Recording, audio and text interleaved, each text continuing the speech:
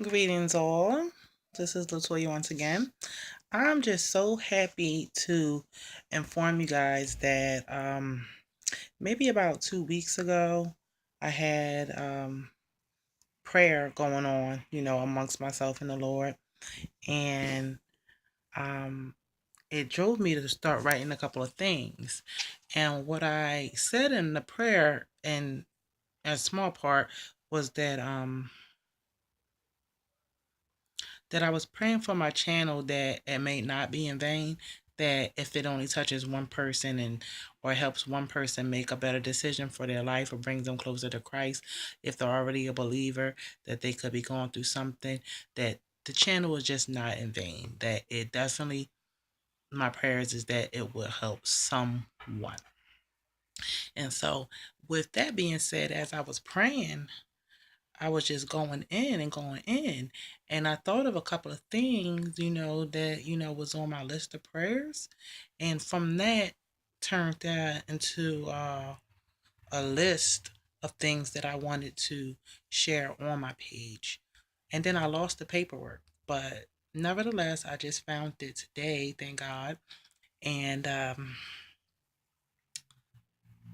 I didn't just find it, I was actually searching for it because I knew from the beginning that I had a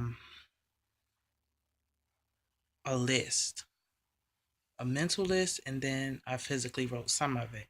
But anyway, I'm always going off into a tangent on the details. But on this list is only four things. And I want to read to you the list of the four things. And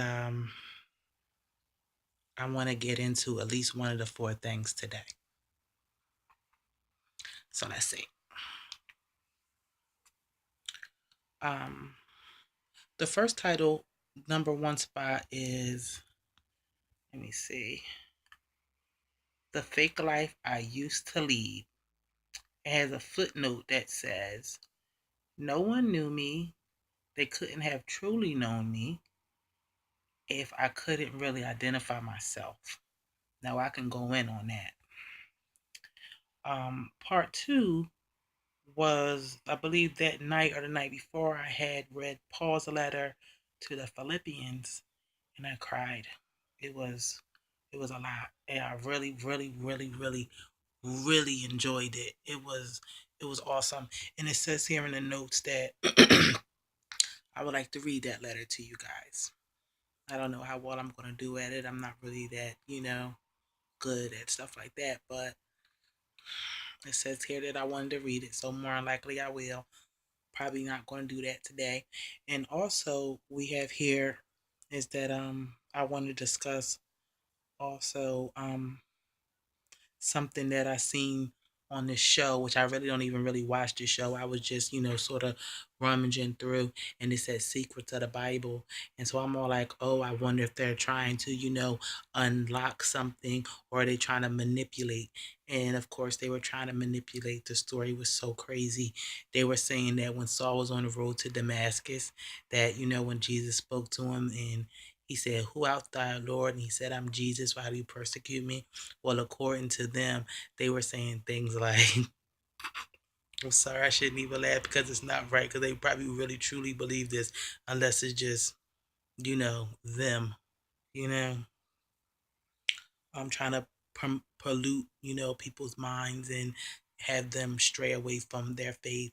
They try to say things along the line that it was actually about the explanation of why Paul went blind and why he was delusional, and that it was known that it was an earthquake, but technically speaking, it wasn't an earthquake where he was at, but there was an earthquake at Antioch at the time. So that could explain.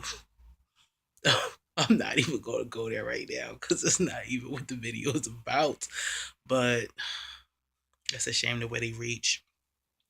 The number three spot was being fatherless hurts, but God has a plan that we just don't understand yet. And with that, I think that one's really awesome. That one's amazing. I like to really go into depth with that, and I'm not going to do that one today. I don't know. I might do that. I might do that one pretty soon because there's a lot that comes from that.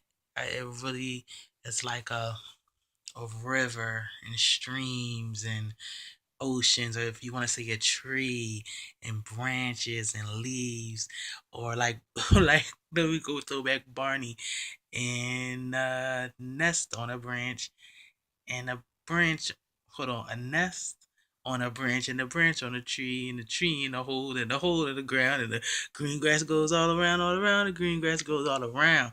I'm trying to tell you, not having, that influence in your life is really, really hard for most individuals. I'm a female, so I could speak from a female standpoint. I know I've witnesses sons without fathers, so I can be a witness to a man without a father's input. Um, it is really tough because they say, and I can vouch for this to be true, that you are always looking for your father and whom you choose as a mate.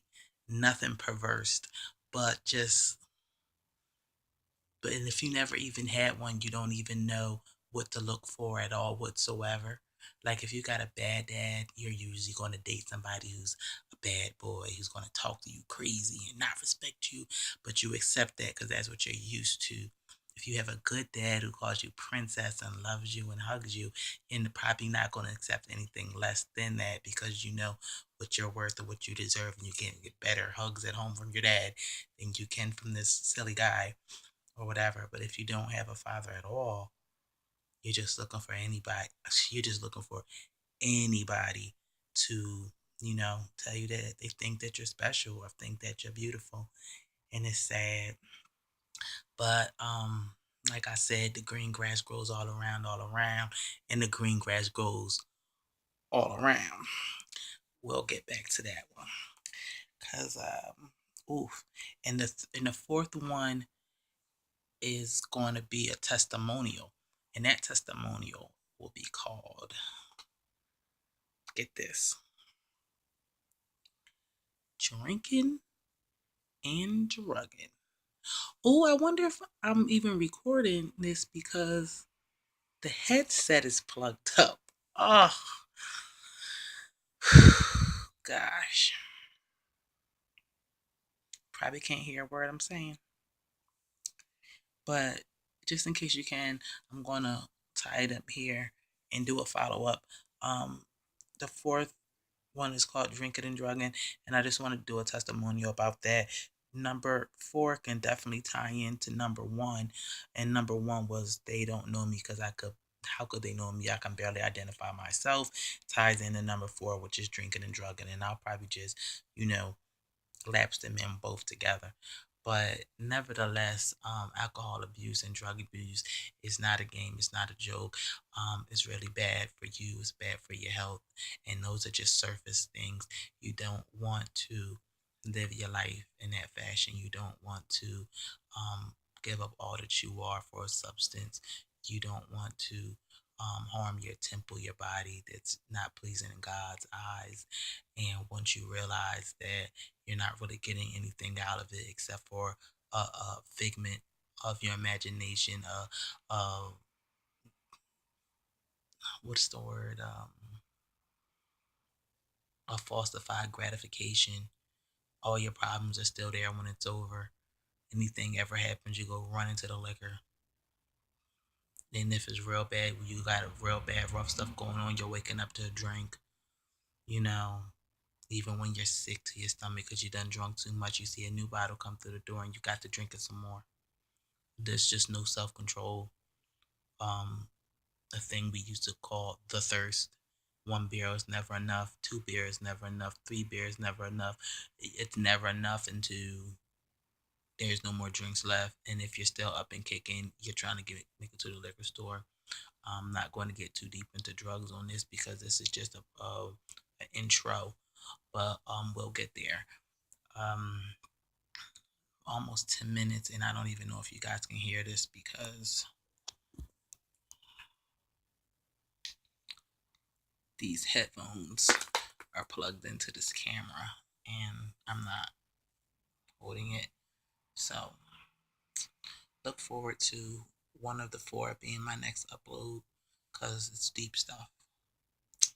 I love you all.